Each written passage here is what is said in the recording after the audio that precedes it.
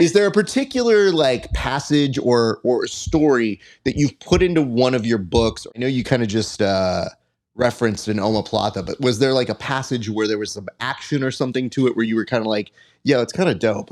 I'm pretty proud of what I did right there with my martial arts training. Oh, there are a few. I remember I had to like, I think for my second novel, which was like, I don't know how much of a like early 2000s anime nerd you were growing up, but I watched like a lot of mecha anime with like the giant robots that fight each other. So I decided to write books about that as an adult. There was like this whole subplot involving this whole tournament involving like people piloting giant robots that fight each other in this very Pacific Rim-esque way. And I was trying to like figure out what to like make them do to keep the scene interesting. And I was like, well, they're like made of metal, or it's like there's only so much that you can do with like kicking and punching. And I was like, oh, I'll make the robots grapple each other. That'll be fun. And I think I got away with having like several paragraphs of just like this elaborate like robot grappling exchange between these two pilots. And I thought for sure my editor was going to make me cut it.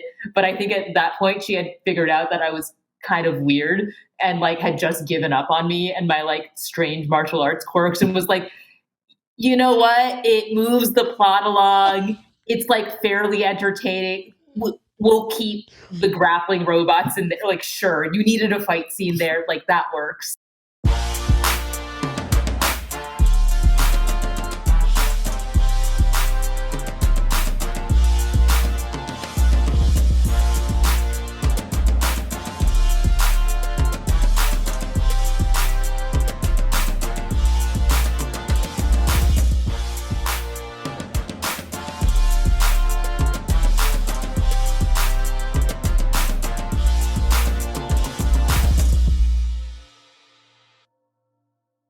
What is up, everybody? It is your friendly neighborhood BJJ podcaster, Rafa Sparza, coming to you with another great installment of the Grappling Hour. How are you doing today? I am doing well. So well, I am over-articulating my words, and that is how you know that I am in a good mood. No slurring, came back from work. We got a great episode that is coming your way shortly, but before we get to our guest, a couple quick little things. First and foremost, if you like this show, and I hope you do, and you want to support the show, the easiest way that you can do that is you can go on over to HY.PAGE/GRAPPLINGHOUR. But Raph, what do you get if you go there? Don't worry, I will tell you. What you do is you go there, you get 30 days before anybody else, all of these interviews, you get to see them, you support the show, and more importantly, you get some of these really, really good interviews. And it looks like coming up right now, we're going to have a lot of ADCC trials winners from the East Coast who are going to be coming on the show. So get excited about that because a few friends of ours are returning and we're making some new friends. So there's nothing funnier than I like than when I can hit up a friend like Alex Enriquez and say, you know the deal, you got to come back on. And she's like, yeah, I know. I go, okay, great. As long as you're aware, there is a little bit of a tradition here. Plus, if you pay a few extra dollars, you can get extra bonus content like extra episodes that aren't available anywhere else, as well as technique breakdowns. We'd call those tape studies with the athletes about prominent matches that they've done or prominent fights, because we get some UFC fighters, Bellator fighters, and local fighters within the regional scene out here in Southern California to teach us a little bit about what they're doing. And of course, you could see a segment where people roast my competition footage, because I'll tell you this much, they might be better at jiu-jitsu, but funnier, it's still out there. So anyway, go to HY.PAGE/GRAPPLINGHOUR. Additionally, you can also like, subscribe, share, all that good stuff here. And we'll tell you something to put in the comments in a few seconds, but hold on that one. And of course, join our Discord where we like to preview and get a lot of stuff going on that extends the conversations we have here on the show. All right, I'm excited about this guest here today. Here's why. There are so few of us in the jiu-jitsu landscape. And what do I mean by that? I mean those of us who do the media side, those of us who cover the people, the athletes. And we kind of know each other. We don't always get together. There's not like a Christmas little holiday party where we all get to see each other. But I always like to know the other people who are doing good work, not just writing the stories, but helping to tell those stories that maybe you don't know, or give you the information and interviews that you could see elsewhere. So imagine my surprise when I do this little dog and pony show here, and I see that somebody is able to balance their jiu-jitsu with writing books and still have time to compete. And I barely do two of those things. So I guess I have to say, when you're going to bring on a guest, you want to bring on somebody who's going to teach you not only how to strive and thrive, but maybe also give us some pointers as to how you're able to balance all of those things. Because I'll tell you this much, when I do these interviews, the last thing that I want to do after training and the interviews is write. So why don't we go ahead and welcome an author, a jiu-jitsu competitor, athlete, and of course, a wonderful and respected member of the media through their work with the Jiu-Jitsu Times. Ladies and gentlemen, please welcome to the show for the very first time, one, Andrea Tang. Andrea, how are you doing? Doing great. That was quite the flattering intro. Thank you so much. I have to be honest with you. I was thinking about this on the drive here. It was just, I've thought about doing books, and I'm never closing that door. But I've just found this lane because it works for me. And the times I've tried to do jiu-jitsu, I've tried to do all these interviews, and then sat down to try and write something has exhausted me more than any other medium. So we'll start with this. Why are you killing yourself? And where do you find the time to do that? Oh man. I mean, I think it helps that I started pretty young. Like I was always like a big book nerd growing up. So I grew up reading a lot, and as a result, I wanted to write a lot. So I think I just like, I don't know, like a lot of these like teen phenoms who start super young, like I think it was just like sort of part of my mental muscle memory to do a lot of writing growing up. So it was like it was always normalized for me. And like that's not to say that I don't drag my feet about it now, because let me tell you, when you see me on deadline, there's a lot of procrastination and executive dysfunction going on at all times. But I like to think that, like as an adult, I've learned to manage my time somewhat better. And it was good getting that head start when I was a nerdy kid reading a lot of fantasy novels. Well, let's get straight to the whole way you're composing these things. Do you write before or after you train on a given day? Because I'm assuming training happens fairly often, but let's say on a given day you're going to train and write. Which happens first? It's a good question. It depends on when in the day I'm training. I kind of like I go back and forth. I was saying this to somebody else where like the two almost complement each other for me. So like I'll often start the day with doing like a little bit of writing, a little bit of admin. I'll like go to like noon class or something. I'll come back. I'll like pound out some more of my word count. I might go for like a second class or go for a lift or something. But like, I don't know, I kind of like those little physical breaks in my writing day, because writing is my main source of income. Like that is what I spend the majority of my time doing. And jujitsu is a really lovely supplement to that. But like, I don't know, something, I'm sure you're familiar with this as well. Like it's after like kind of like slaving away over a document at your desk for hours on end, it's actually kind of a relief to get into the gym and get some training in. So it's kind of a chicken or the egg question for me. I really do just like toggle back and forth depending on the demands of the day. Because I found in my experience, so there was a moment where writing was one of my main sources of income for a good while. And I found that I had a cheat code because for one of my beats, it was the sports beat and the entertainment beat. So I was always like, well, I'm going to write about jiu-jitsu and then I'm going to go train jiu-jitsu. And that wasn't as hard. But then when it became, all right, now try to write an additional thing about this jiu-jitsu athlete or this tournament and explain it to laymen. So I was like, oh, I gotta explain the whole reason why IBJJF kind of tests one person, but they don't care about these other people. I think at the job, I think it was one of the Meow brothers tested positive, and then I was trying to explain the hilarity of them saying, well, their defense was that it wasn't in their native language. And I thought that was one of the more creative things. And, you know, it worked in both my favors because you tell them that and they're like, that's funny, write that. And I go, great. And then on certain days, they'd be like, hey, why are you leaving right now? And I'm like, I gotta go train. If I don't I don't train, this The joys of the random stuff double can life. happen. Yeah. Yeah. So I found my balance between the two. But the actual thought of putting together a novel or even any kind of supplementary writing has proven very difficult for me. So I should ask this because I want people to get a full perspective on what it is that you do. Do you find yourself incorporating elements of your jiu-jitsu into your writing outside of just the Jiu-Jitsu Times ones? So for these very sci-fi oriented novels and these very sci-fi oriented stories that you're telling, are you implementing elements of jiu-jitsu? And if so, how? Oh, 100%. I think that like, I don't know. I think when you do any form of creative storytelling, the things that you love and are kind of obsessed with inevitably make their way into the work, whether you want them to or not. So yes, there are multiple jujitsu and MMA references in my work, whether or not the story itself has anything to do with fighting. I think, and like, I mean, I'm lucky in that I write a lot of like action adventure, so I kind of have an excuse to like write fight scenes, which is like a very natural way to incorporate that. Um, I do occasionally get some like very confused margin notes from like my editor or agent.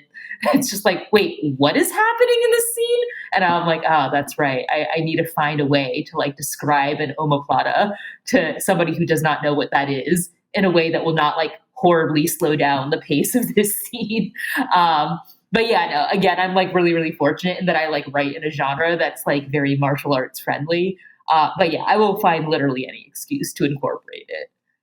I was listening to a little bit of I don't think it was an interview format per se. It was more of a conversation between you and another author. And she was talking about her kickboxing experience. And it felt like you guys could have had a whole side conversation about that. But you were like, right, books. And how does it relate to the story? But I related to that so much too, because I go, oh man, if I was ever promoting a book, I'm pretty sure I'd be like, dude, the fights this weekend were terrible. And we're like, Raph, plug your book. Right. Yep, Fights in my book. relatable content right there. But to me, when I saw you guys doing that, I thought that's so cool that you find a different way to channel a lot of that creativity. And it does show the fact that you're thinking about the moves in ways that I tell people, like, there's mental drilling as well, where you're kind of daydreaming about the moves and you're kind of thinking about it. So I'm like, oh, they're doing it on a very professional level and finding a way to get paid for that daydreaming of their techniques and memorization. I was like, the rest of us have to figure out a racket like this. So I'm working on it for myself. But is there a particular like passage or story that you've put into one of your books or your stories where you kind of mentioned, I know you kind of just referenced an omoplata, but was there like a passage where there was some action or something to it where you were kind of like, yeah, it's kind of dope.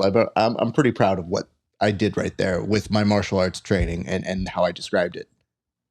Oh gosh. Yeah, no, there are a few. I remember I had to like, I think for my second novel, which was like, I don't know how much of a like early 2000s anime nerd you were growing up, but I watched like a lot of mecha anime with like the giant robots that fight each other. So I decided to write books about that as an adult. um, and so in my second novel, I was supposed to like do this like there was like this whole subplot involving this whole tournament involving like people piloting giant robots that fight each other in this very Pacific Rim-esque way. And I was trying to like figure out what to like make them do to keep the scene interesting. And I was like, well, they're like made of metal, or it's like there's only so much that you can do with like kicking and punching. And I was like, oh, I'll make the robots grapple each other. That'll be fun. And I think I got away with having like several paragraphs of just like this elaborate like robot grappling exchange between these two pilots. And I thought for sure my editor was going to make me cut it. But I think at that point she had figured out that I was kind of weird and like had just given up on me and my like strange martial arts quirks and was like, you know what? It moves the plot along. It's like fairly entertaining. We'll keep the grappling robots in there. Like, sure, you needed a fight scene there. Like, that works. Like, I want to point this out. You're blowing my mind because I wasn't quite early 2000s anime. I was more Voltron growing up and was obsessed. Like the fact when these guys would come together and they'd make a giant robot, my brain was like, yes, this is the best. So by the time Power Rangers comes out, I'm like, oh, Voltron, okay, whatever. And you start to realize you're like, okay, every 10 years or so, there's a new iteration of something, and it gets you used to it.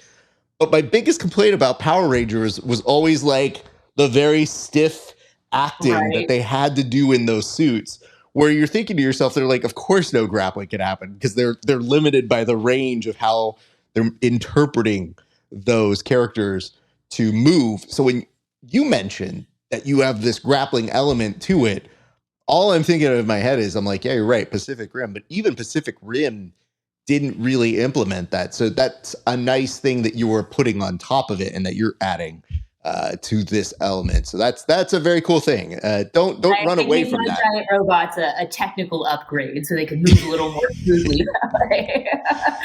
Like I said, there was always, we have our certain things that we like to make fun of, especially for the Power Rangers, which was always the villain that just waited very, very patiently for them to format and all that sort of stuff. So whenever I see somebody kind of give something new, I go, yeah, dude, I would have been stomping that thing when it still had legs and been like, you guys can't form. Let's just break this little pterodactyl and we'll be fine. So for me, when I hear that, it makes me think like, yeah, that's an actual useful version of our sport in a creative form. What has been the feedback that you have received from your novels? And have you had anybody in the jiu-jitsu community who has read it? Because I always feel like when people do side projects in jiu-jitsu and MMA, I kind of try to support them or at least find out about it. But have you had people within the jiu-jitsu community kind of be like, yo, I read your book and like, I'm a giant nerd about anime too. That was really dope. Well, the most noteworthy example I can think of is actually my predecessor at the Jiu-Jitsu Times, who's a good friend of mine, Avery Clements, who also, sorry to out you, Avery, is also a giant anime nerd, just like me. Our DMs are full of evidence of this. But I remember she picked up my second book and was reading through it. And every time she came across something that was not super obvious jujitsu reference, but if you train, you'll kind of be like, oh, okay, this was written by somebody who trains. She would screenshot it and DM it to me and be like, I see what you did there. When they're talking about lapel grips, on the training suits, that's from gi training, right? And I was like, yeah, called me out again, Avery. I mean, here's the thing. Avery is very hard to get something past because she's very bright. And, I love the fact that even though she's not within the realm of covering jiu-jitsu and MMA, and I'm a little pissed that, she's not here because she was very good. And it was very nice to have good people like her fighting this fight. Whenever we're like, hey, we need somebody to cover this very, very sophisticated thing, but who also isn't afraid to call somebody out. She was one of those people. So, oh yeah, 100%, absolute hero in the industry. And so to me, you think about that and you go, okay, well, in her free time, she's going to read this. I'm pretty sure she's going to have her wits about her and be like, and that is a drop Sayanagi. Nice try. Literally, though, yes, in fact. But that's got to be a very, very cool thing to see. Well, I'm glad to hear that is going on. We're going to get to your jiu-jitsu background and experience, but I do want to know a little bit more about these novels. So you have one that's coming out in November and then another one coming out in February. The one that's coming out in November is Kingdom of Without, correct? Yes. Okay. Can you do me a favor? Can you tell me what is the basis of this? Is this an expansion of your first novel, which I believe is called Rebel Wing?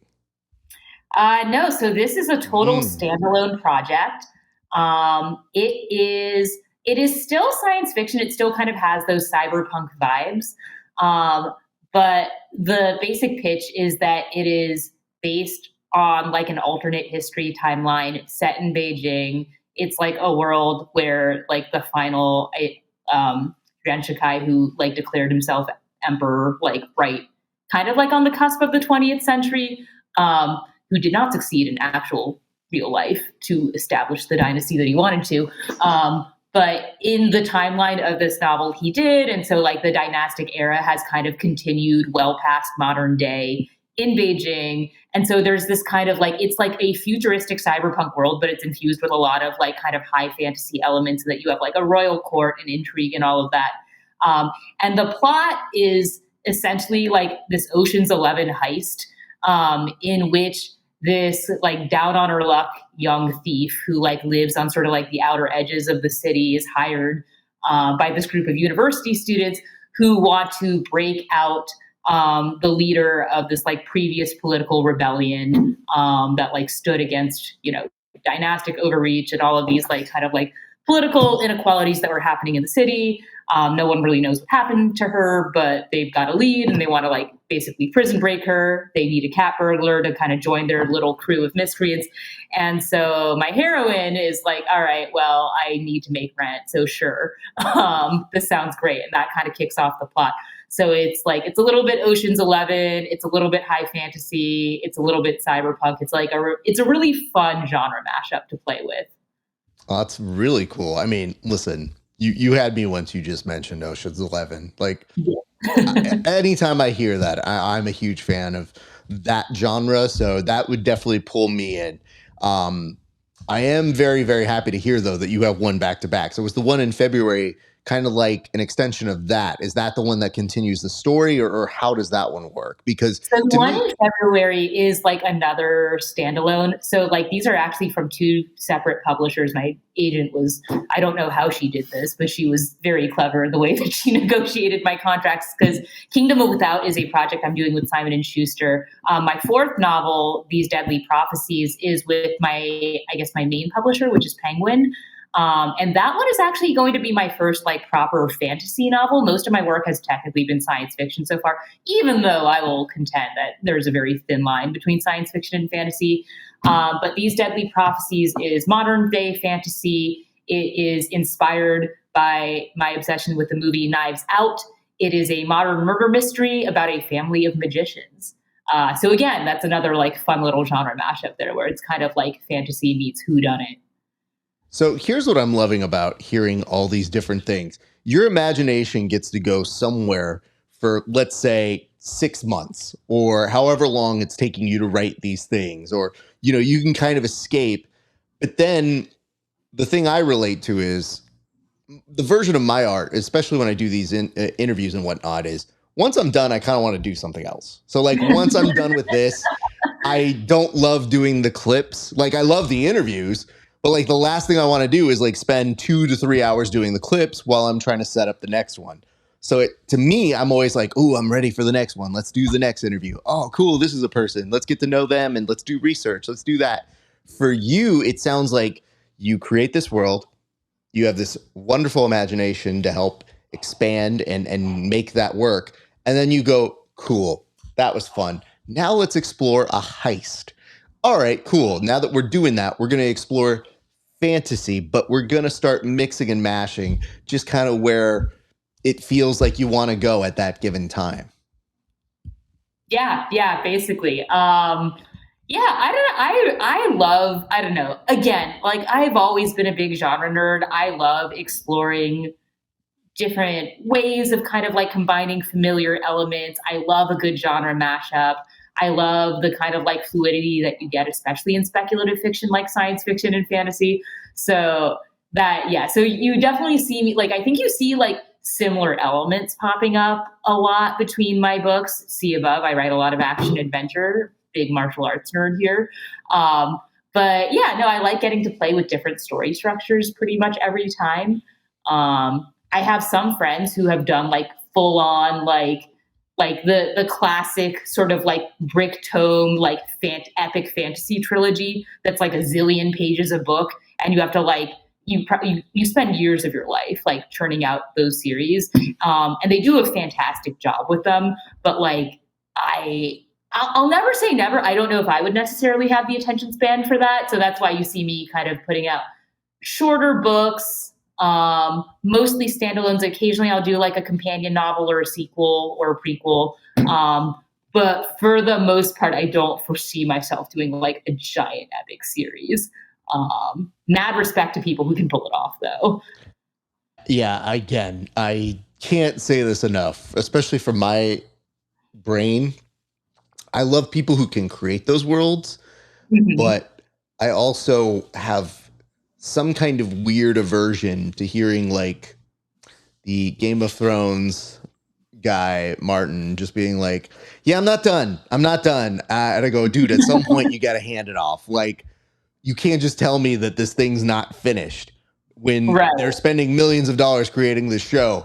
What's happening? What goes on here?" And it's like, man, I'm only like 200 pages in. I don't even know where it goes. And I go, "All right, dude, just talk to us when you have it ready. Like, do your thing, go off." But yeah, no, these explorations sound great. I want to know this though. So 4 books. How long did it take you to do all 4 of those books? Oh gosh. Now we're getting to my war stories here. So the first one was in some ways the easiest because like at least when you're trying to break into traditional publishing, like your debut is the hardest because like you have no connections in the industry. You don't have an agent, you don't have an editor. You're like literally like you have all like the silver lining is this means you also have no real obligations or deadlines. You have all the time in the world to just like put together your manuscript. But it does need to be like a complete manuscript, like at least most of the time, unless you're extremely, extremely lucky. You need like a full book that's like reasonably polished that you can then start like shopping around to agents. And they may or may not give you the time of day based on like the first like 10 pages that you'll send in like your query letter. And you'll send a bunch of these. And then if you're lucky, like an agent will sign you. And then if you're even luckier, your agent will be able to sell your work to like a decent sized house that'll give you an advance. So there's like a whole song and dance there. But you do have time. So like with Rebel Wing, like I think I was writing it with no deadlines. Like I just had a day job and was writing it in my spare time. I had like made attempts at writing novels in the past, See Above, Nerdy Kid, spent most of my childhood trying to write stories. So it was definitely not my first rodeo. But it was like one of several like attempted novels that I had done. And it was like the one that I felt the best about. Like I was like, I think this might be like, I don't know, I've said this in the past, but like I think this might be the one. Like this might be the one that gets my foot in the door. Let's see where this goes. But I think like that whole process was like maybe like to finish and polish that first draft, I want to say was like a little over a year. And then after that, though, when I did sign with, like, I did, very fortunately attract the interest of a few different agents, signed with one of them. She did successfully sell the book to Penguin. After that, and I had a contract, and my editor was like, great, I paid you a bunch of money for this book. Now we need to do rewrites and revisions so that this is actually marketable to the public. So after that whole year of drafting it, like I think I wound up cutting like over 10,000 words of it and just like rewriting entire chapters from scratch. So that was another like, I think like maybe 1 to 2 year process. Publishing moves pretty slowly, and you'll like, it's not just one revision either. You'll get like one big revision that's like very bird's eye point of view, and then you'll get like another revision that's like a little more nitty gritty, and then you'll get into copy edits and line edits. Like it's a whole thing. And while I was revising Rebel Wing, my agent had sold the book in a 2-book deal, and so I also owed them a second book, and that was the first book that I actually had to be on deadline for. So while I was revising my debut novel, I was also in the process of like kind of like discussing with my editor, A, what the second book would be, and B, figuring out a timeline for like when I could deliver the first draft of the manuscript. So the second book I kind of had to speed write. I think I like did like the first terrible 0 draft like within like definitely like in under a year, I think. And then again, that there was like the whole long like revision process. So all in all, I think at least for me, and I think this is probably the average in the industry, it's like maybe a little, it can be, if you're factoring in the first draft, the second draft, the third draft, it's going to be like a 2 to 3 year process from like when you have like, you're staring at like the blank Word document to seeing your book on shelves. But like that first draft, once you're on deadline, will generally happen very quickly, at least if you want your editor to continue being happy to work with you and giving you money. That is generally the conceit, I would hope, Yes. that you are making the money. So that is good. Right. They will expect, I mean, like any other job, right? They will expect certain deliverables in exchange for the check that they have paid you. I mean, Like, listen, though, it's very hard to explain to people how you have this gift and this skill that you hone when you're a writer, and that your whole basis of making money is on being able to produce that writing. And there are times where, try as you best can, it's not always going to be your best work. You're just like, this is some garbage and I have to hand it to you, and I'm sorry. And then you look at them and you're like, it'll come. Give me a second. So I've told people, I'm like, obviously you can do it. It's just like drilling. You can definitely put it in your head, but you're also going to have those moments where you're having those breakthroughs, but you don't know when those things come. Like, so managing that as best you can it's a tricky, delicate balancing. oh yeah, no, 100%. Like often, like I think like if I'm dealing with writer's block or just like distracted by other things or have something, just like there are a million different reasons why you might not be producing your best work at any given moment. But like there's so many moments where I'm like, all right, I have a choice between turning in something that's just not good and not really up to standard, or turning in nothing. And turning in something bad is always better than turning in nothing, because at least when you've turned in something bad, you have like garbage that can generally be salvaged if you have a good editor that you vibe with. I think like the jujitsu metaphor is actually a good one. Like I'm sure we've all had like those like days in class where like you roll and you do terribly and your coach is watching you and you like before he even says anything, like you make eye contact and you're just like, I'm so sorry. Like I know that was not my best performance. I didn't sleep well. I'm feeling shitty today. Like there are a million different excuses that you can make, but you're just like, I am so sorry. I will do better next. I'll get my head on right. And sometimes it's like that with like kind of repping out like a bad draft sometimes, where like I think I have sent in manuscripts to my editor, who has like, all of my editors have actually been very kind about this. I'm fortunate in that respect, where like I've sent it in at like 1 a.m. and there's like a note attached to the email where I'm just like, so I have already identified like these like 5 problems with what I just sent you. I'm aware of them. I'm sure you'll find more problems. I'm so sorry. I really just wanted to get this in under deadline.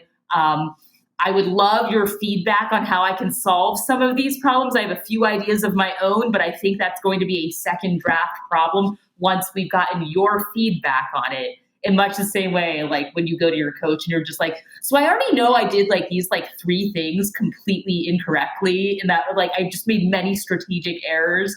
I'm sure you saw other things I did badly that I didn't notice. But I wanted to get your feedback on that before we like really dissect everything that I screwed up just now. Yeah, I had to work really hard when I was a young kid to not just give the I know answer. I had to learn how to use my words to say, I am aware that I am not doing what I want to do, and the perfectionist in me will have to take a breather because I'm working on it. And the coaches would always be like, all right, dude, you're going through shit. And I'm like, no, I think this is a healthy version of telling you I'm not happy, but I also recognize I'm still going to work on it. And I had to check my whoop here because I could feel my anxiety rising as you were kind of like describing your process of like, it's 1 a.m. I'm sending you their script and I've already given myself my notes. You're welcome. Wake up in the morning. Let me know what you think of it. But I've already identified it. Anyway, talk to you later. So you always want to preempt. Yes, I know you will be unhappy with this. Like I think like my worst nightmare, like this is probably my ego getting involved, is like, I just don't want my editor to think that I think that was good. Right. I want them to be aware that I do have standards. I'm just unable to meet them at the moment. Yeah, I do that a lot with video editing. So with my area for video editing, if I give somebody something, let's say it's a short edit, great. Much easier to fix, but sometimes they want crazy things. So I'll send it to them and I'll go, we'll talk about it tomorrow. And they'll be like, okay, great. If it's one that I'm especially mad at, I go, I don't want to talk about it. Here it is. We'll talk about it in person. Do not send me notes. We are talking about it in person. And then I literally just shut up and let them say whatever they want and just go, okay. And I've gotten so much better at that because I used to compete in speech and debate, and especially when I was a competitor, but I used to be a coach as well. But when I was a competitor, you want to explain why you're doing it wrong or incorrectly. Right. And then your coaches would be like, I'm trying to give you the note, shut up. And you go, oh, okay. So I learned to just go, okay, tell me what it is. And you take that feedback.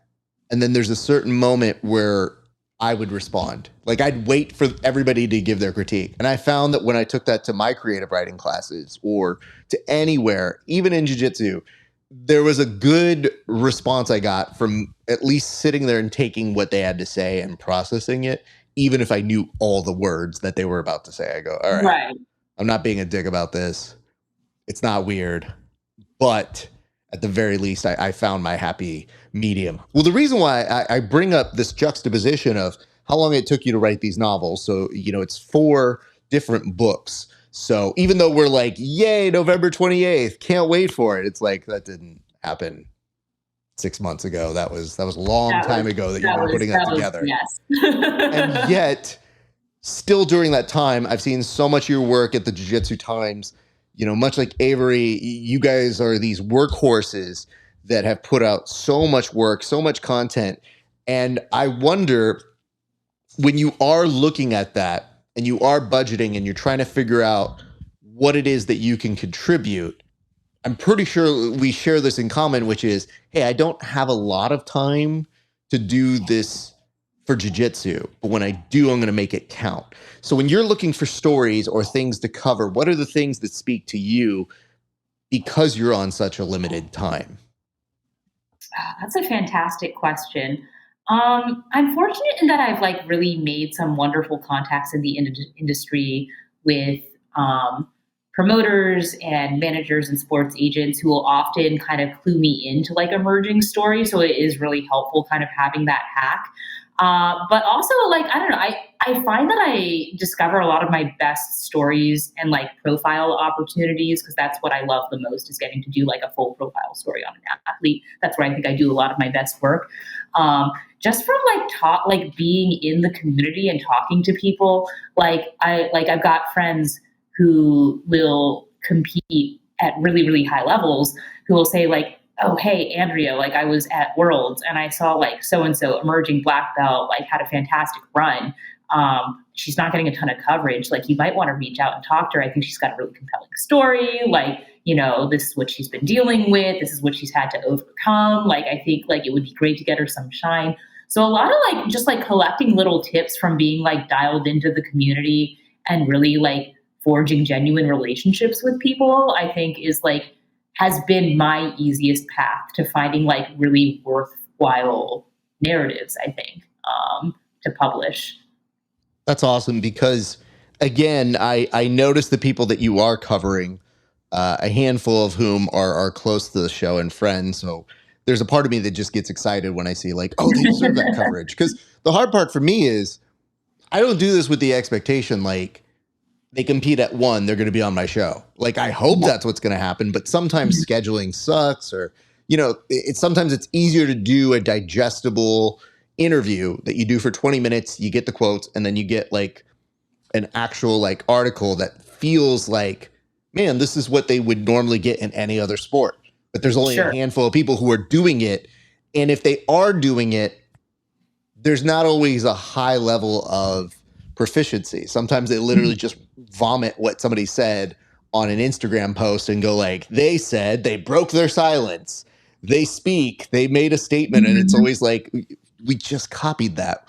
What you're doing is, from what I've seen, and part of the reason why I wanted to do the interview was I just saw you were creating these very nice profiles for these athletes that maybe, I wouldn't say fall under the cracks, but they don't get what they would get in comparable sports. And that makes me always very, very pleased when I see somebody who has that kind of scope and breadth as a writer who does other work to bring that to our sport, because I think it legitimizes us that much more. So from that, what have been some of your favorite profiles to write, and who have been some of your favorite people to interview in our sport so far? Because I've looked at your bylines, and there's a murderer's row of people that I have seen that you have talked to that I thought, man, yeah, that's pretty good.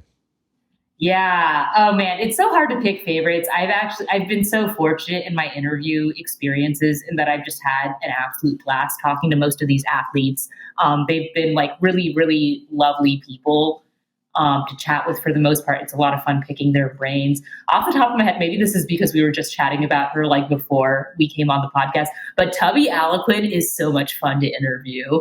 I think I like told you before we started recording that like one of her like many dogs like came and like interrupted when I was chatting with her, and like we went off on a whole tangent about like this little farm that she like raises of like her chickens, her dogs, her bunnies, and like and while like at the time I was like, oh, this is really fun, but I'm like kind of I'm allowing myself to be like distracted from like the main story I'm supposed to be covering, which is like your one championship debut. I feel like it wound up adding a lot of like really humanizing color to that story, because I was like, there are only so many articles that people want to click on that are just like, ah, yes, another jujitsu phenom has submitted everybody and is going to says they are going to definitely submit their next opponent, and they're so excited for this opportunity with XYZ major promotion or tournament, like blah blah blah blah. They all kind of start to sound same after a while, and so having somebody like Tubby, just as a random example, I can think of a lot of athletes that are like this, but like Tubby, just to pull her up as an example, like that it's not just that she's a phenomenal jiu-jitsu athlete, which she is. It's like, this is also somebody with like a life and a backstory and like a whole context around her jiu-jitsu, where it's like, yes, she has all of these like chickens who all have names. She has like this pack of dogs that she's taking care of. Like she like, you know, she balances essentially like running a small farm out of her house with also like running a jujitsu gym. Like we were talking earlier about how hard it is for us to like find work-life balance. Imagine being her, right? Like, and so stories like that, I think, are the ones that really stand out to me, because they very naturally humanize the athlete. Like, I think some of the best feedback I've gotten on some of my stories are from people who don't even do jujitsu. They just like click on my byline because they know about me from my books, or they're friends of mine, and I've shared it on social media.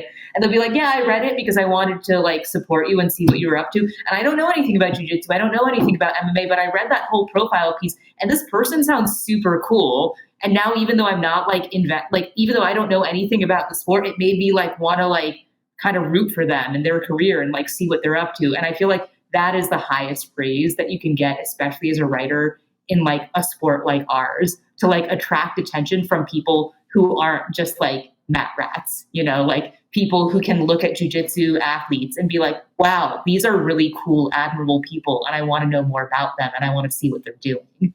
Well, I think it comes down to such a digestible thing, which is in our sport, people see patterns.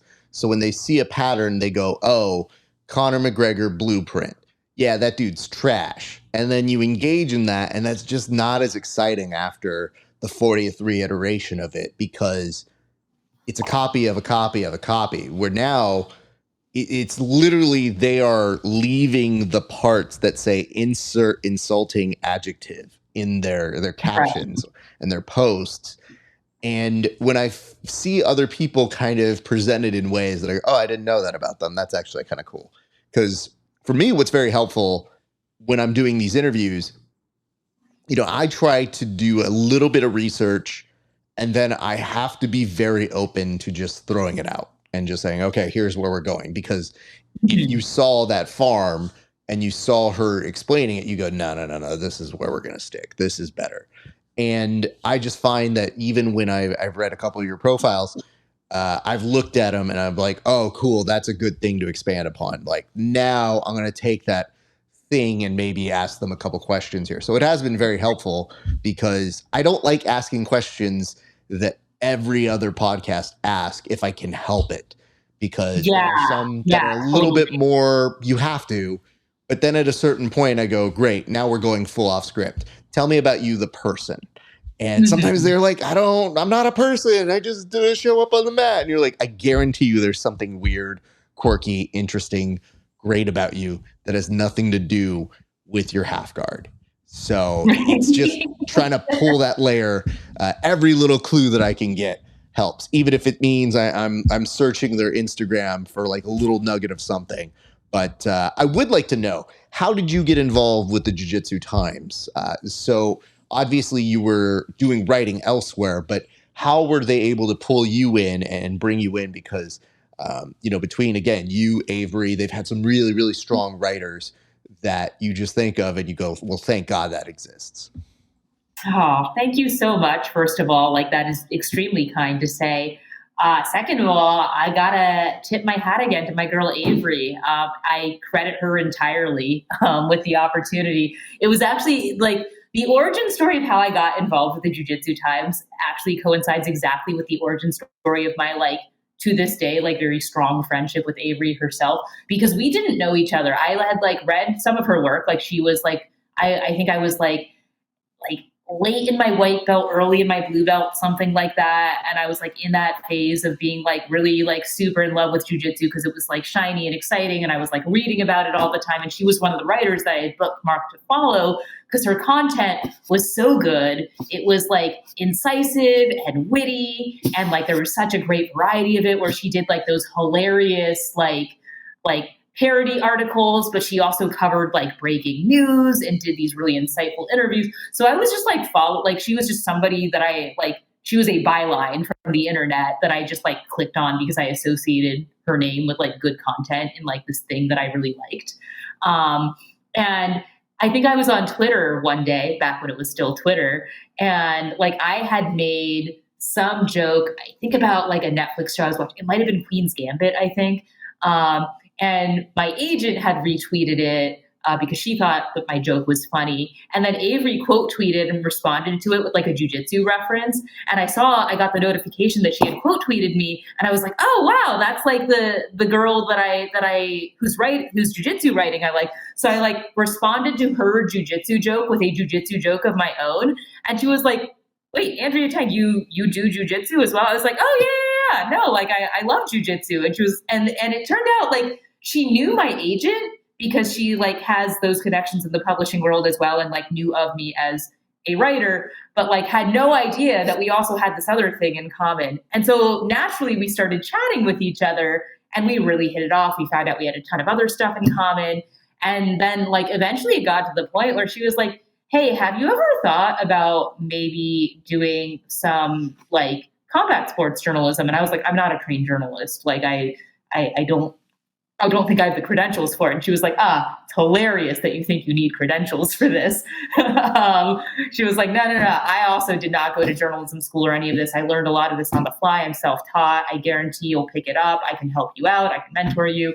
But yeah, let me introduce you to the owner of the Jiu-Jitsu Times. Like, we'll get you started on a few small articles. You'll see if you like it. And if you do, like, we would love to have more hands on deck. And that was kind of my gateway. So again, Avery, if you're listening to this, thank you so much.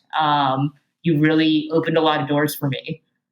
What a fortuitous sort of talent scouting that just happened there, because a few things happened that went well. First, that random interaction just happened to coincide.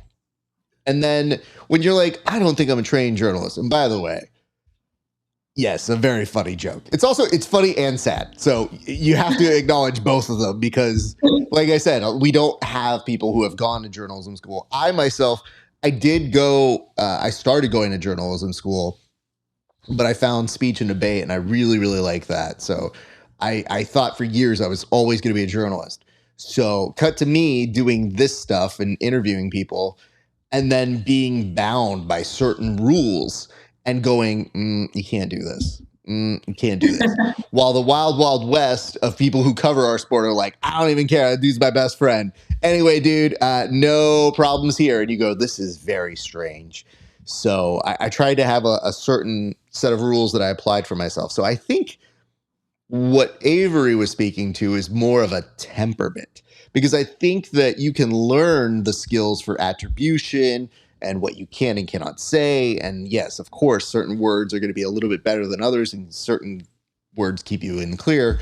But like, if you're already writing, it's more than most people in our sport. So I always gravitate to those other writers that I go, hey, you sure fooled me because it looks like you know this stuff. And the beautiful part about it is, as long as you have a good editor, you do start to pick up things. You do start to kind of learn like, oh, hey, this is the way we do this. This is our style guide. So if that stuff's already in place and you're a good writer, those things can very quickly come together. And like, I think like having good mentorship is really helpful too. Cause like, again, as much as like Avery and I might joke about like let's say the quality control standards in the coverage of our sport.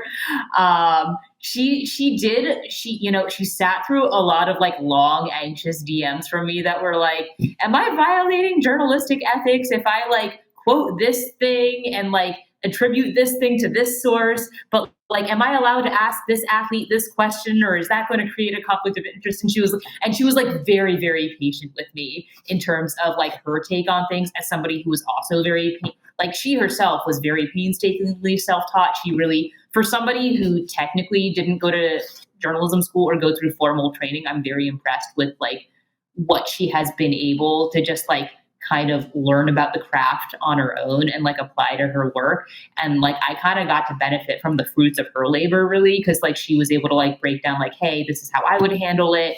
Like, you know, if you really, really want to be like super certain, here's like another option that you can do. You can consult this person, yada, yada, yada. So it was just really helpful. I think having not only like a more experienced person who's done some journalism, but like a more experienced person who has specifically done like jiu-jitsu and MMA journalism, which is sort of its own like niche within a niche, to sort of like guide me and like give me a sense of like what was and wasn't normal, and like what, like, first of all, what was and wasn't normal, and also like what might be considered normal by a lot of the industry, but was not necessarily a standard that you want to abide by. So again, like I know I keep on saying hats off to Avery, but like she really is tremendous. I think it's a very important thing to acknowledge those people who do good work. So Right. I have no issue taking moments of that. And I have to say, one of my favorite moments, just in passing, was, you know, she had told me for years, she's like, I didn't really want to do other podcasts. I don't really like doing that stuff. And I go, I understand. And she was like, hey, but I wanted to come on because I wanted to do coverage for, of course, what was a terrible time in jiu-jitsu. And she's like, and I said I would do your show. And I was like, hey, I take that as a high compliment.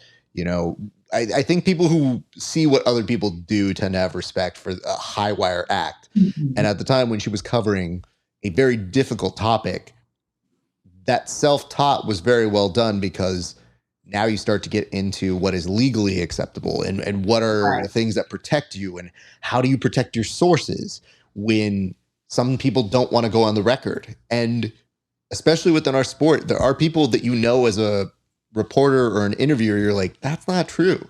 Like, what you can do is you can tell me what is your best interpretation of the truth.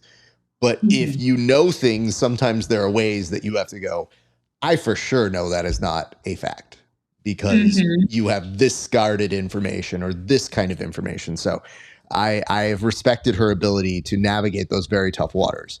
And I appreciate the fact that she was able to do that. So yes, she is a very big friend and fan from this side of our show. I would like to ask this. You mentioned it coincided with kind of your emergence into the jiu-jitsu world, but I would like to know, can you tell us about your jiu-jitsu origins? Do you remember like your first classes, if possible? Because we always like to get, when people appear on the show for the first time, their origin story on where jiu-jitsu entered their life. Yeah, no, absolutely. I mean, if you want to go way, way back, like I grew up like kind of like dabbling in martial arts as a kid. Like a lot of my family members did it. So I did like the classic like 90s, like karate, taekwondo, all of that. And I really liked it. It was like one of the few sports that I actually like really enjoyed as like a like relatively unathletic child.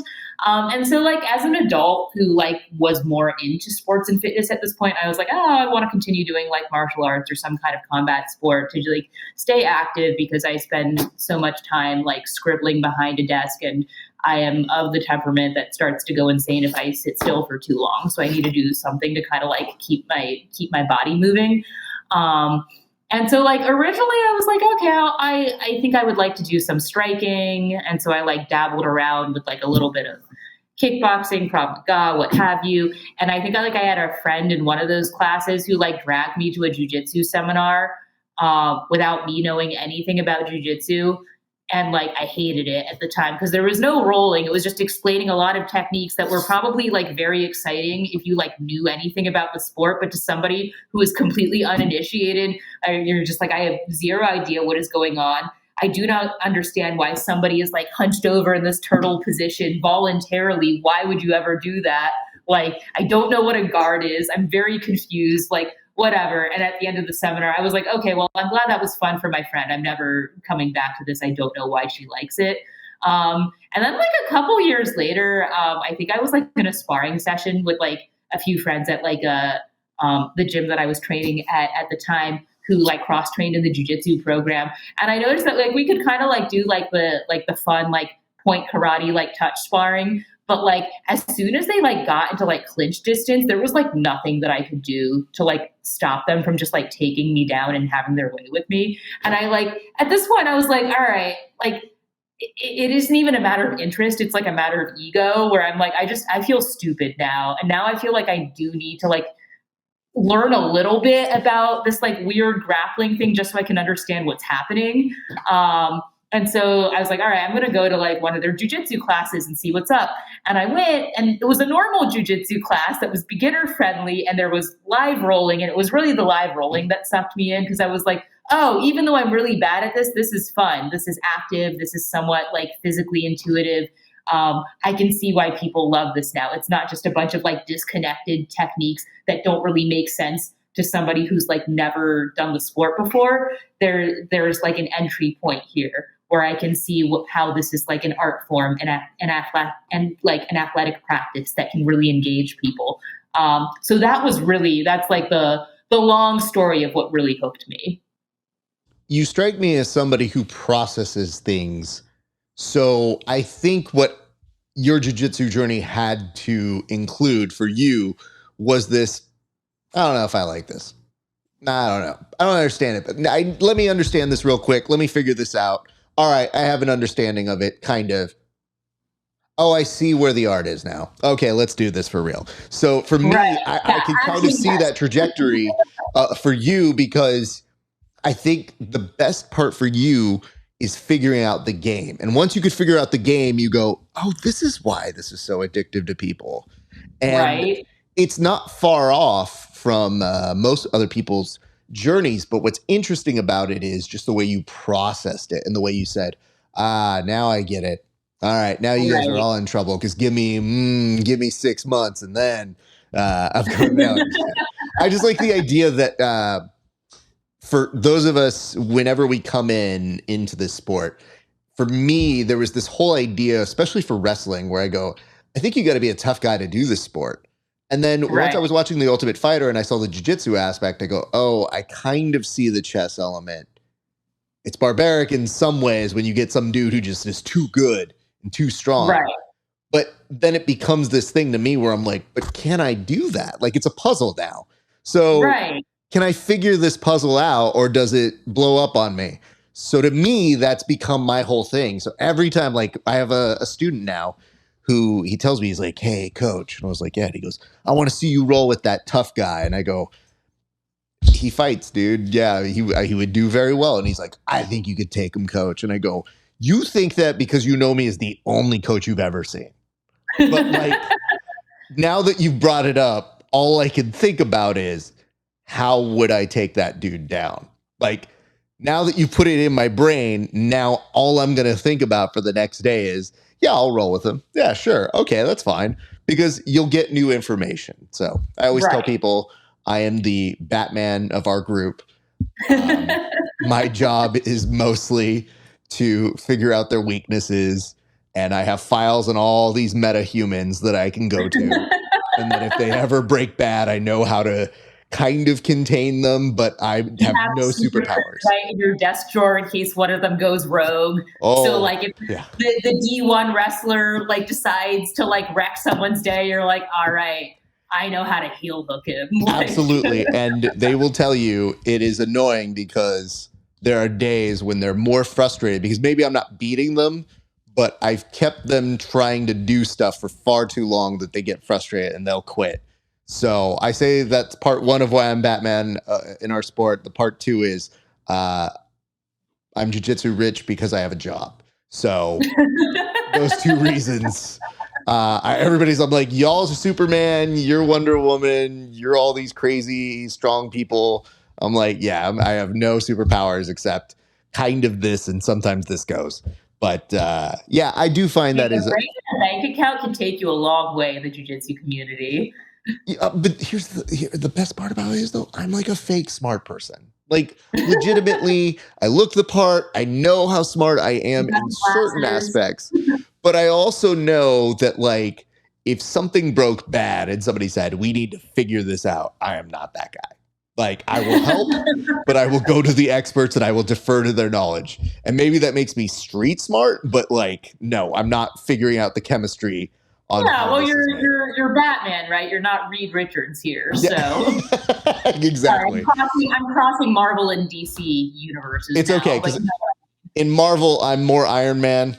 But it gets a little weird when you start trying to build things. I'm like, yeah, I don't really do that. I go, but I have bought things for the team, so I guess again, jiu-jitsu rich, where I'm like, I bought dinner, and that's what makes me. Guys, we're very poor. There you go. But it's funny that you mentioned like the way that you approach jiu-jitsu from that very like process, like let me figure out your strengths and weaknesses kind of side of it, because like the other thing I like that comes to mind is the fact that like I think I cottoned on to this even when I was a white belt. I was like, I now understand my friends who like play video games for like 1 million hours in one weekend, because like I wasn't really a gamer growing up. Like I think like being like a comics and fantasy nerd, I was like video game nerd adjacent, but like I didn't have like a console growing up, so I didn't really know anything about games. I would just watch my friends play and I was like, oh, those animations are pretty, that's cool.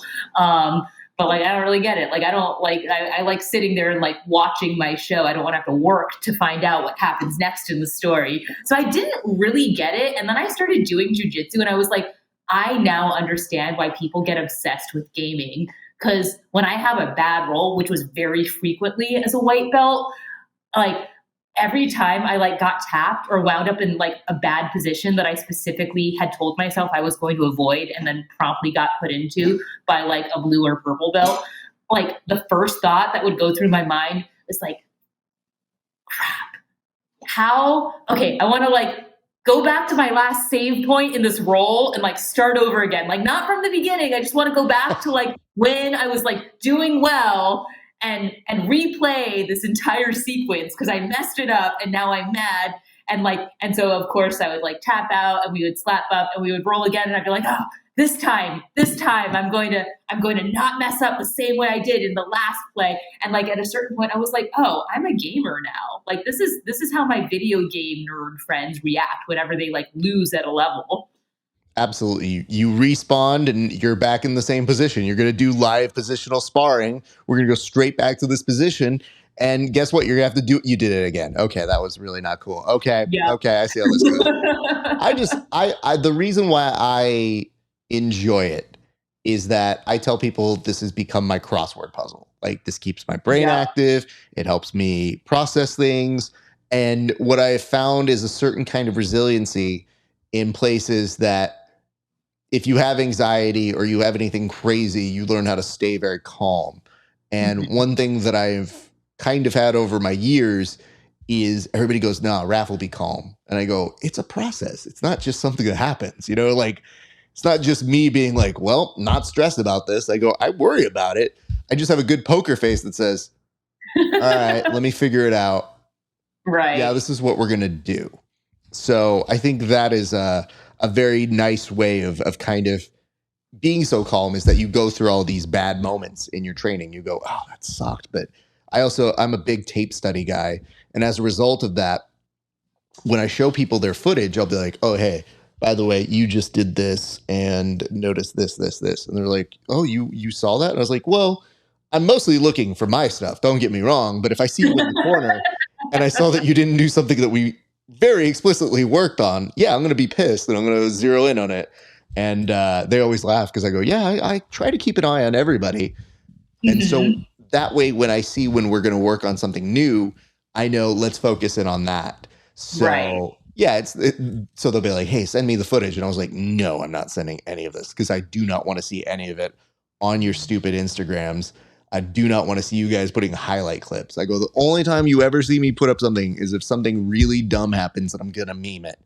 Other than that, we don't highlight reel our friends here. I do want to ask this because this is like a hallmark question on this show, which is, of course, you have your first days where you enjoy it, the first days where you're starting to do it, but to actually do it is kind of a career, or at least something that takes up more than just a hobby element, is a very, very important thing in our lives. So when did you actually fall in love with grappling? And if so, do you have kind of a specific memory of when it started to click in and you go, yeah, I like this more as just something I do randomly here and there? I mean, I got hooked pretty early on. Like, I was one of those white belts that like got very gung ho about it very quickly, and like went from like being like, I'll come in like a couple times a week to being like, what if I came in 3 times? What about 4 times? Is there a fifth class? And like, kind of just like gradually like kind of sucked me in. I think the turning point for me was maybe like early in blue belt, because like I did like one tournament at white belt. I really liked it. And then like COVID shut everything down for a while. And I was like, oh man. Actually, I think that might have been my almost like come to Jesus moment where I was like, wow, I really love this thing. Cause like I was like deeply upset to like not have like tournaments and like, you know, a full gym of teammates available to me. And I think like the absence of it like forced me to reckon with like the fact that I was kind of obsessed with it. But like fast forward when things started opening up again, like I got back into training, got my blue belt, and I was like, okay, I'm going to try competing again. I'm a little more experienced. Like the only tournament I had done at white belt was a local when I was like 6 months in and didn't really know what was happening. I just did it because I wanted to see what it was like. So I think I like lost like 6-0 or something. And my great claim to success was not being brutally submitted, despite being utterly steamrolled in every other way. But I was like, okay, I'm a little more experienced now. I understand a little bit more about the game. Let's do like another tournament that's a little bit higher level, in a like more advanced division now, and like see what it's like. And I did it. And I did much better that time. And I was like, oh, this is kind of fun. And then it like, again, it's the video game thing. Then it became addictive because every time I won matches, that was really exciting. And every time I lost, it wasn't that I was like horribly upset. I think I'm like one thing I will brag about is that I think that I am actually genuinely a pretty gracious loser for the most part. But I would have that like video game response of like, well, now I need to play it again and see what I can do differently to like not lose this time. And so before you know it, you're racking up like all these tournament fees because you just like you get really into like going in and like testing yourself, and like also just like the excitement of going up against people that you wouldn't normally go up against and just finding out what would happen. So I would say like I think somewhere between late white belt and like early blue belt was when like I really got bitten by the bug. Okay, you said something that I haven't thought about for anybody else, but I don't know too many people who are writing books. It's you, Alexander Darwin, who's a longtime friend of the show as well. So Yes, Alex, I love him to death. He's so cool. It was so funny because he had pitched doing a book plug when we were doing verbal tap, which was just audio, and he's like, yeah, and I go, sure, dude. I don't know if there's a market. I don't know what we do for you, but like obviously you do jiu-jitsu, so come on and talk about it. And obviously he's done pretty okay for himself, so very happy for his success. But what you did just mention here though is you mentioned you're building up fees for tournaments. I say turn that into an opportunity. Rash guard with the book on the back when people can buy it and where they can buy it. Write it off so that way you can bill it on over your publishers and they're like, I did actually promote the book while competing. This is my invoice. It's okay. Get to it when you can, but it's my redemptions, and I kept all my receipts. So I will have to get my publicist at Penguin on the phone immediately, clearly. And it did work out pretty well. Speaking of Alex Darwin, have you seen the Combat Codes ranked rash guards from Inverted Gear? I have. I have one of them. They're actually very slickly designed. Like when I saw those, I was like, this would be like my dream to have like a line of rash guards that's just like themed after my work. I don't think you're that far off. If you're already starting to build these worlds, you're going to have more opportunities. And the thing that you've got is you're going to be able to brand each one of them. So they're going to be their own experiences. So like, don't just sell it short there. You'll be like, oh, well, we got rash guards here, but we've also got Rebel Wing armbar soap. Huh? That's a thing. Look at this. And of course, oh, no. Rebel Wing is also available in a gi because you get the wingspan right here. So you do that. So yeah, do like the interlining artwork with like the dragon wings.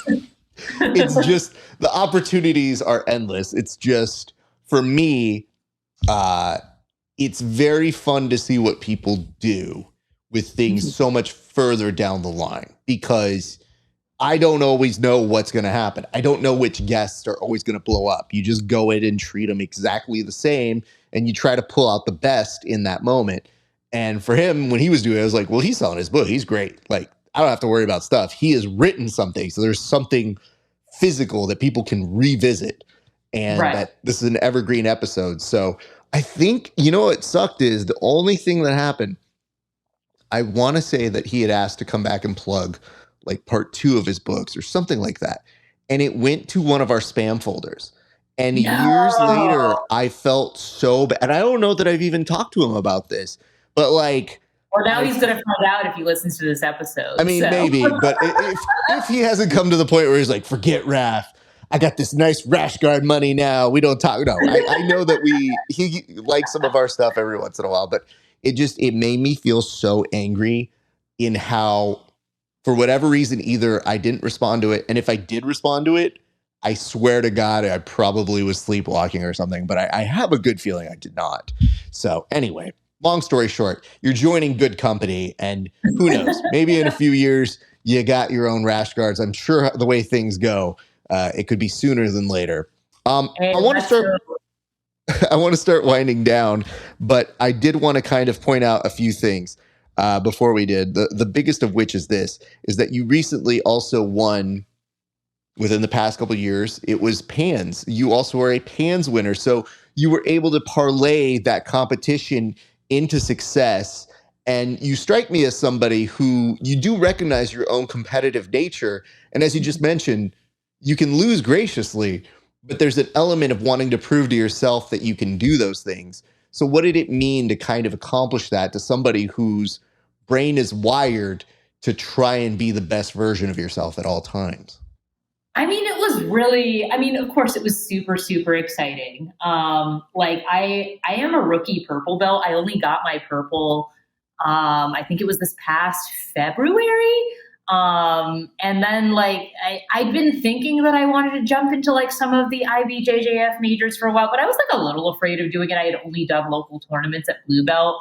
But I talked to my coach, Scott Dance, about it, and he was like, yeah, no, I think you have the skills for it. We just, it's just something you're going to have to commit to.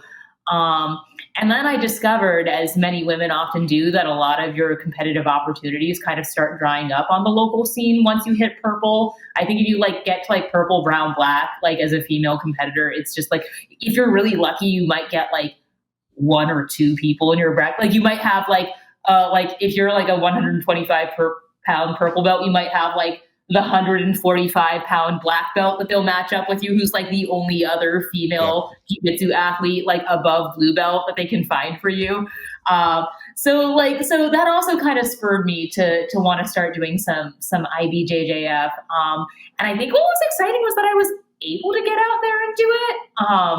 And that like, I don't know, I feel like I kind of like unlocked something in myself, because for so long I'd been like in my head, like doing an IBJJF major, even at like, I'm a Masters 1 competitor. So it wasn't even like I was in like these like elite professional divisions with like the adult purple, brown, whatever belts who are often making a career out of this.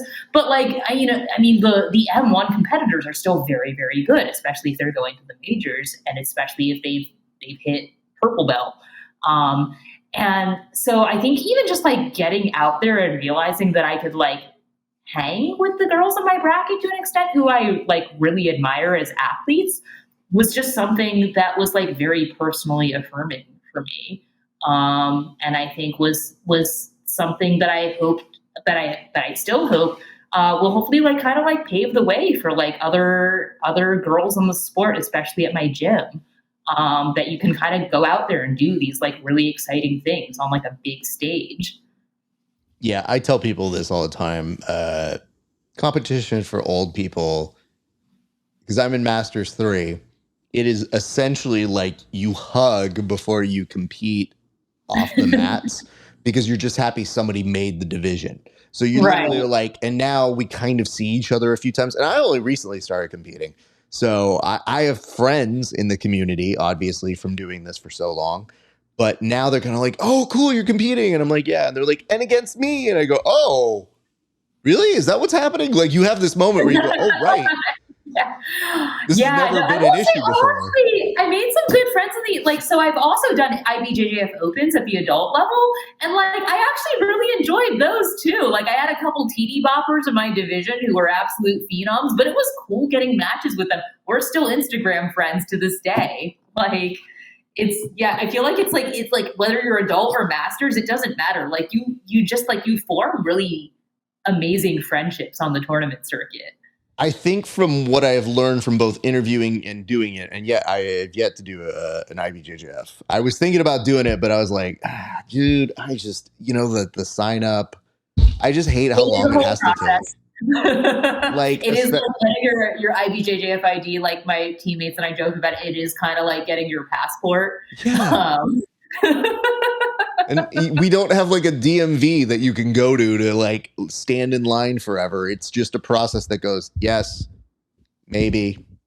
No, it's not a real gym. Like all those things where you go, I just want to compete. I just want to take my money so I can go do the thing. But I've told people that when you see that process and you see the people who are competing in it, I think the one thing that everybody shares and the reason why it becomes this very interesting experience is that they all understand each other on at least a practical level. Like everybody kind of understands the workload that goes into it. So whether you like them for the next 7 to 10 minutes or not, when it's all said and done, everybody kind of goes like, yeah, I do the same prep that you're doing, or I have the same mentality of I want to come in and win. But once that's done, hey man, we can go grab an acai. Hey, what's your Instagram? I want to follow you too because I want to see what you've been up to. Because when I see what you're lifting, right? Like you're like, I want to get that on now. Exactly.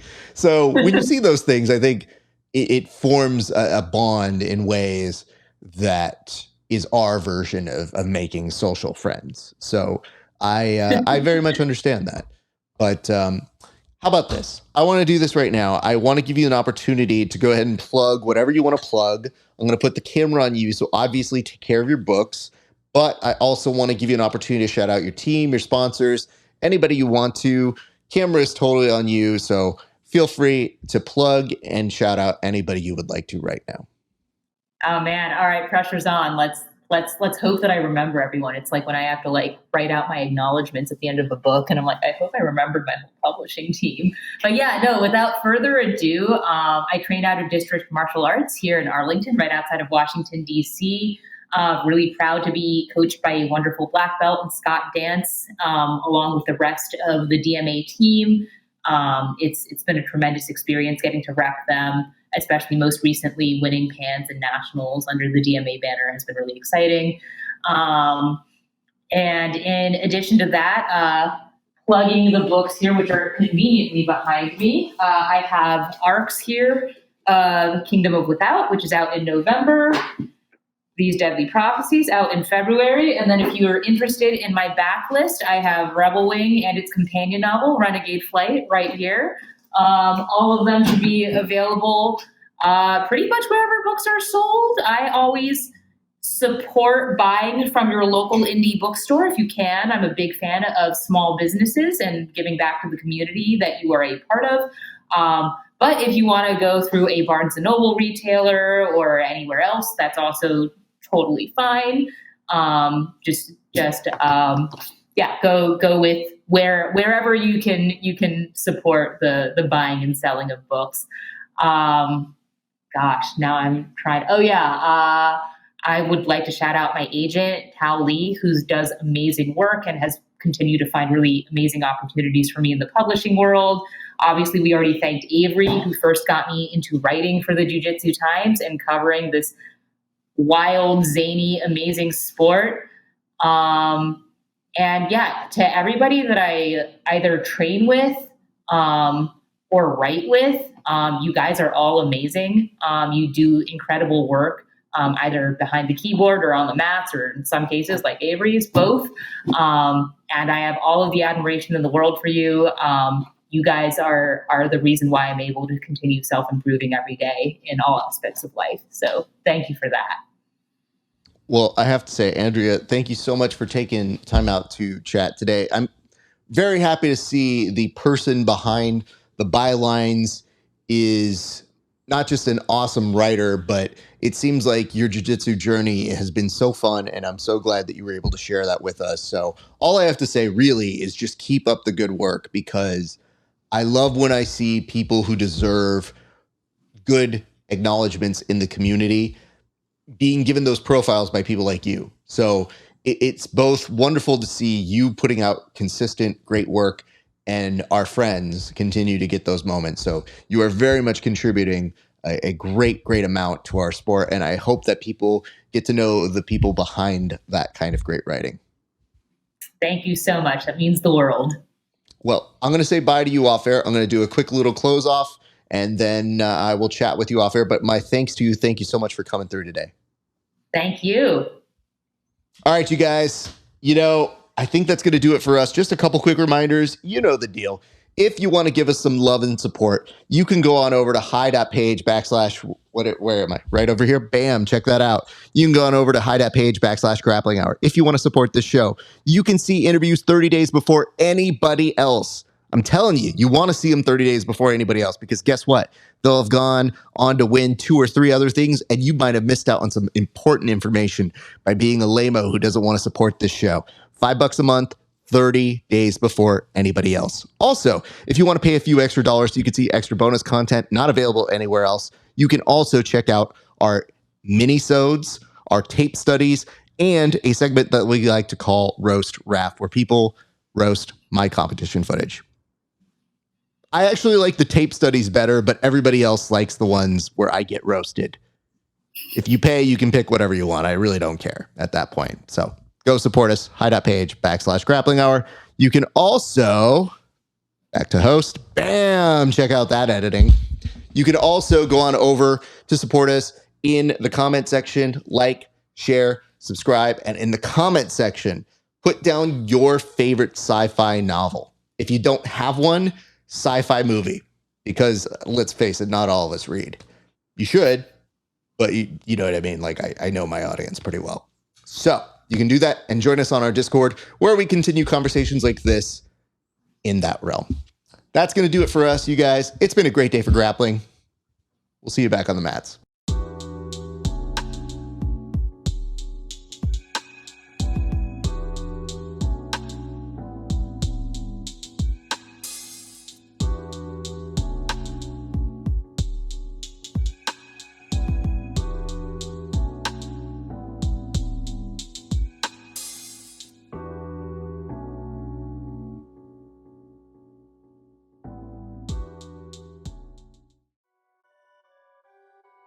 Perfect.